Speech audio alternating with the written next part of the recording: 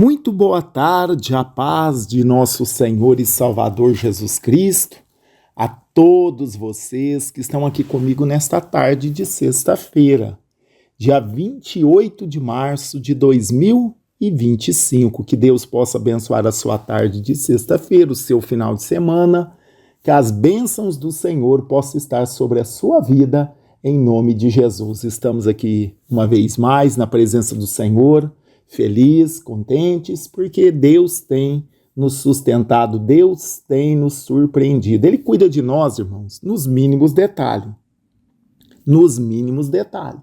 Quando eu olho aqui para Romanos, no capítulo 8, do versículo 31 em diante, aqui fala de um cântico de vitória. Deus é por nós. Paulo, escrevendo, inspirado pelo Espírito Santo, ele escreve esse hino, esse cântico de vitória, do versículo 31 em diante do capítulo 8 de aos Romanos. E aqui, olha, na altura do versículo 37, que ele vai falar que nada pode nos separar do amor de Deus. Ele fala que nem a espada, nem a fome, nem o perigo, nada, nada pode nos separar do amor de Deus. E aqui ele diz, mas em todas estas coisas, somos mais do que vencedores por aquele que nos amou. Ah, maravilha, né? Você, meu irmão, minha irmã, vocês são mais do que vencedores. Somos mais do que vencedores em Cristo Jesus. Ele nos amou primeiro. Podemos sim passar por acusações, podemos sim passar por tribulações, mas isso, tudo que nós passamos aqui nesta vida, nada pode nos separar do amor de Deus que está em Cristo Jesus. Que maravilha, né? Não é por méritos, não é por merecimento, mas Ele nos amou primeiro. Aleluia. Antes de nós amarmos ao Senhor, Ele nos amou primeiro. Deus sempre quis, irmãos, Deus sempre quis ter um relacionamento com o homem. Quando o homem pecou na primeira vez lá no Éden, que o homem peca contra o Senhor, Deus procurou o homem, não foi o homem que procurou a Deus. Observe, foi Deus que veio chamando Adão, querendo voltar, querendo restaurar aquilo que já havia quebrado, aquela aliança. Deus sabia, Deus não é pego de surpresa, irmãos. Nada pega o Senhor de surpresa. Então por que Deus deixou tudo isso? Irmãos, Deus tem os seus propósitos, Deus é soberano. Nós, por mais que estudamos a Bíblia, por mais que oramos, olha, tem coisas que é só para Deus. Se Deus sabia de tudo, por que Deus não interveio? Irmãos, um dia pode ser que um dia nós fiquemos sabendo disso, lá na eternidade, não é verdade? Por que Deus permite que Satanás age, faz tanta mal? Irmãos, um dia nós vamos entender isso por completo. Hoje o que nós entendemos é o que a Bíblia nos ensina. A gente sabe que Satanás ele já está julgado, ele já está condenado. No tempo de Deus, ele vai ser preso por 1000 anos, depois solto por um tempo, e depois condenado, lançado no fogo eterno, no lago de fogo eterno.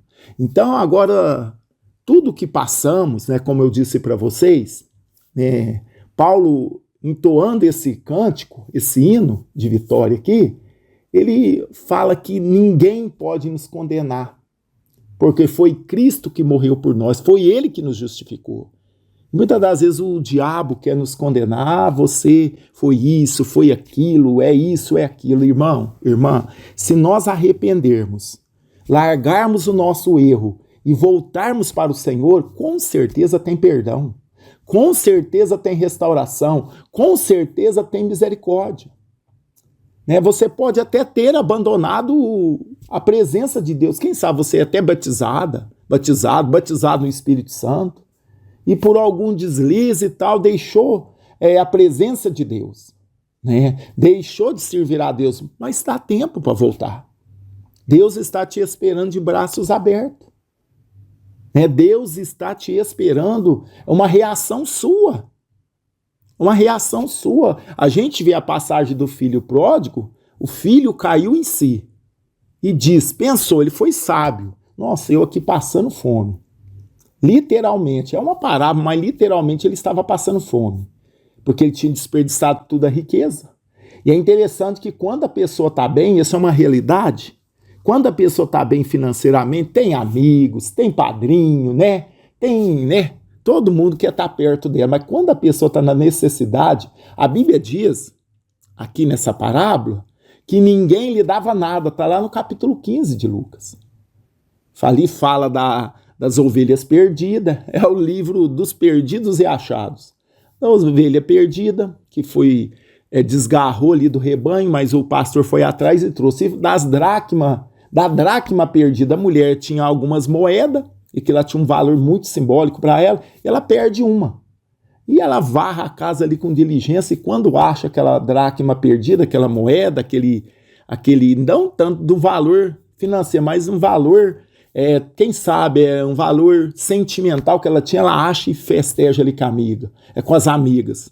Agora também fala do filho pródigo, esse rapaz que se perdeu. Mas aí a Bíblia diz que ele caiu em si, ele lembrou que na casa do pai dele, né, tinha comida, né, tinha alimentação de sobra, tinha muita comida, tinha fartura, né, tinha um pai que era bom, né? E ele falou, não, eu vou voltar para casa, nem se o meu pai me tratar como um empregado, melhor do que ficar aqui padecendo fome, tratando de porco, que para os judeus é imundo. Ele voltou e o pai recebeu de braços abertos, não como empregado, mas como filho. Então, você que está afastado dos caminhos do Senhor, é dia de voltar para o Senhor. Volte para o Senhor. Não espere para amanhã, não, vou esperar. Não, amanhã não nos pertence. O Senhor está nos dando a oportunidade. Hoje, você que está afastado, não importa a sua denominação, eu não prego denominação aqui. Eu prego Jesus Cristo. Eu pertenço a a Assembleia de Deus. É ministério, né, de Belém. Ou missão, né? Porque nós é ligado na CGADB. Em Belém, São Paulo também. E a CGADB também. Então, isso não importa. Eu não prego placa de igreja. Eu considero todos, né, que servem a Jesus, que creem em Jesus como irmãos. Lá no céu vai ter placa? Será que vai ter lá uma igreja Assembleia Missão, Batista Renovada, Deus e Amor ali, da Graça ali? Será que vai ter isso? Não vai ter, irmãos. Essa bobagem de brigar por causa de, né? A minha melhor, que a minha melhor. Jesus é o melhor. Ele é o único. Né? Nós temos as nossas diferenças, mas isso não implica. Lá no céu não vai ter, isso aí vai ter de acabar.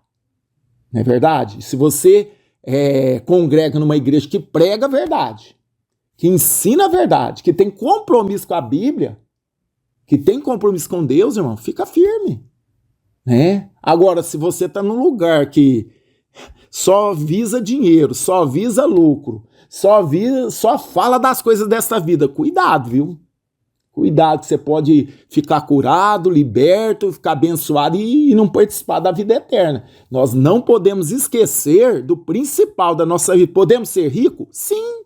Podemos correr atrás, trabalha, corre atrás, estuda, vai atrás, que Deus te prospera.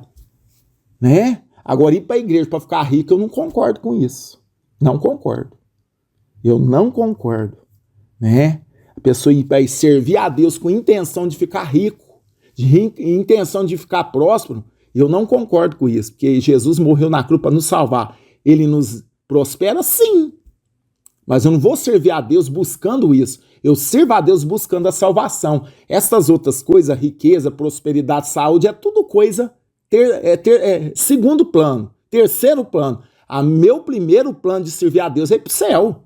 Que adianta eu ser próspero aqui, ter apartamento, carro bom, ter um helicóptero, ter casas, terreno, e depois chegar naquele dia, o Senhor, apartai-vos de mim, que eu não vos conheço. Misericórdia. Então eu sirvo a Deus, não por medo do inferno, porque Ele já me salvou. Aleluia. Eu não sirvo a Deus com medo também de ir para o inferno, não. Eu sirvo a Deus por gratidão, porque eu já tenho uma vida eterna, já sou salvo em Cristo. Ele agiu primeiro. Ele, né, nos amou primeiro, a Bíblia diz. Então, essa deve ser as nossas intenções.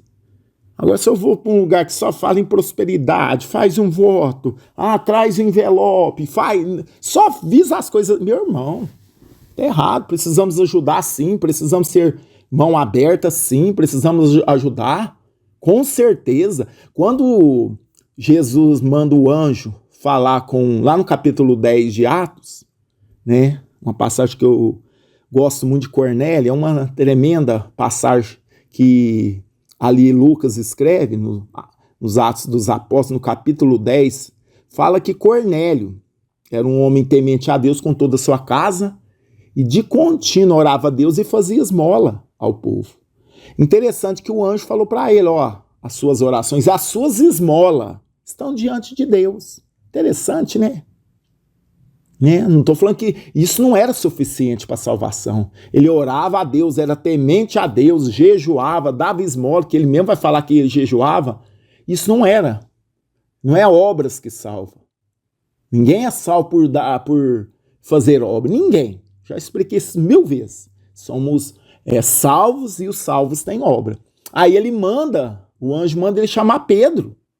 Ele tinha todas essas qualidades e não era salvo.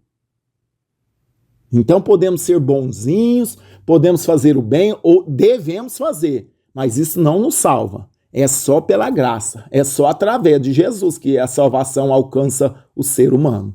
Então, meus irmãos, aqui Paulo fala, mas em todas essas coisas somos mais do que vencedores, por aquele que nos amou, irmãos. Então, por mais que passamos adversidade, por mais que sofremos perseguições, devemos olhar para Jesus. Passou por tudo isso e não desanimou, foi traído. Na hora ali do Getsêmani, os seus discípulos mais chegados não puderam orar com ele 1 hora. Estava tudo dormindo.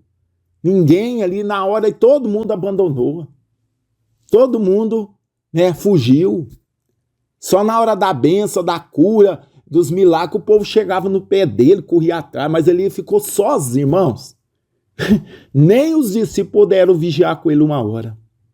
É assim, como eu falei aqui no início da minha fala, quando está tudo bem na nossa vida, irmão, o seu vizinho te visita, o seu vizinho te chama, conversa com você, mas quando está ruim, os povos fogem, some todo mundo. Só fica Deus, porque Deus não nos abandona, ainda bem. O melhor e maior amigo é Jesus. Ele não nos abandona. Você pode estar no perrengue, você pode estar doente, você pode estar com a despensa vazia que ele vai prover para você, mas você pode estar numa situação difícil, esquecido até da família. Mas Jesus não esquece de nós. Temos essa graça, temos essa presença maravilhosa de Jesus na nossa vida. Amém? Que Deus nos ajude, irmãos. Então, mas em todas essas coisas, Paulo dizendo aqui, somos mais do que vencedores. Em todas as situações de adversidade ou situações boas, passamos nesta vida situações boas, situações difíceis, mas tem uma coisa, o Senhor está conosco. Somos mais do que vencedores em Cristo Jesus. Amém? Vamos orar nesta tarde de sexta-feira, pedir a bênção do Senhor sobre a nossa vida. Já estamos abençoados, você já está abençoado e abençoado. Mas vamos fazer esta oração da fé, suplicando a bênção do Senhor em nossas vidas. Oremos nesse momento. Senhor nosso Deus, Senhor nosso Pai, é no nome de Jesus que estamos aqui, ó Deus, nesta tarde de sexta-feira, 28 de março. Quero agradecer o Senhor por este privilégio de uma vez mais poder estar aqui na presença do Senhor. Somos mais do que vencedores, como Paulo escreve aqui. Somos mais do que vencedores por aquele que nos amou. Foi o Senhor que nos amou primeiro. Então, em todas as coisas, não somos somente vencedores, mas somos mais do que vencedores. Senhor, que esta palavra possa cumprir na nossa vida. Que possamos, meu Deus, desfrutar desta graça, deste favor, destas bênçãos na nossa vida, Pai. Nos ensina a viver a palavra de Deus, a crer, a tomar posse, Senhor, e desfrutar dos benefícios da salvação. Senhor, em nome de Jesus que eu estou aqui, Abençoa os nossos ouvintes. Abençoa os nossos irmãos que estão perto, que estão longe, aqueles que estão juntamente comigo orando nesse momento, que necessitam, Pai, de uma bênção, de um milagre. O Senhor não mudou. O Senhor é o mesmo ontem, hoje e eternamente. O Senhor é Deus de milagres. Senhor, e nesta tarde, meu Pai, eu peço a tua bênção sobre o teu povo, sobre a tua igreja, sobre os nossos ouvintes. Que o Senhor possa visitá-los, que o Senhor possa abençoar cada um dos nossos irmãos e irmãs, que a presença do Senhor esteja com eles. Pai querido, Pai santo, no nome de Jesus, visita os que estão doentes, enfermos, hospitalizados, pessoas até mesmo desenganados pela medicina. Mas eu creio que quem dá a última palavra é o Senhor. Pai, nesta tarde, dá saúde, dá livramentos, dá paz, salva as almas. Pessoas que estão afastadas dos teus caminhos, Senhor, que estão voltando para o Senhor nesta tarde. Senhor, restaura esta vida. Eu creio que o Senhor está de braços abertos, recebendo essas pessoas que estão voltando para o Senhor nessa tarde, que estava afastada. Senhor, no nome de Jesus, escreva o nome dela no livro da vida, perdoa os pecados, restaura esta vida, que ela possa ser bênção nas mãos do Senhor novamente. Deus, eu entrego todos nesta tarde, que estão aqui conosco nesse momento de oração, que seja um momento de restauração, de cura, de milagres, porque o Senhor faz tudo isso conforme o teu querer, no teu tempo, na tua hora, da maneira que o Senhor quer. Senhor, receba este irmão, esta irmã como filho nesta tarde. Com meu Pai, perdoa todos os pecados, porque somos pecadores, Pai. Não há um homem, não há uma mulher que não peque. Todos nós somos pecadores, mas nós temos certeza que o Senhor nos justifica diante do Pai. Sabemos que não vivemos na prática do pecado voluntariamente. É um tropeço, é um escorregão, é uma falha que muitas das vezes acontece com o ser humano. Que o Senhor nos perdoe, que o Senhor nos ajude. Em nome de Jesus, a mortificar as obras da carne, a andar em espírito e não cumprir as concupiscências da nossa natureza. Deus, abençoa o teu povo, cura os enfermos, dá saúde, abençoa a nossa tarde, abra as portas. Deus, abençoa o teu povo, Pai. Essa é a minha oração, em nome de Jesus, que vive e reina para todo sempre. Amém. E graças a Deus. Amém, meus irmãos? Deus abençoa. Muito obrigado pela sua presença nesta tarde de sexta-feira. Que vocês possam ter uma ótima tarde, uma ótima noite na presença do Senhor. E nós vamos ficando por aqui, prometendo voltar à meia-noite, se Deus quiser. Estaremos aqui à meia-noite na oração da madrugada e vocês é o nosso convidado. Amém? À meia-noite estaremos aqui fazendo a oração da madrugada, se Deus quiser. E te convido para estar conosco. Amém? Deus abençoa, ótimo final de semana e até a meia-noite, se Deus assim o permitir.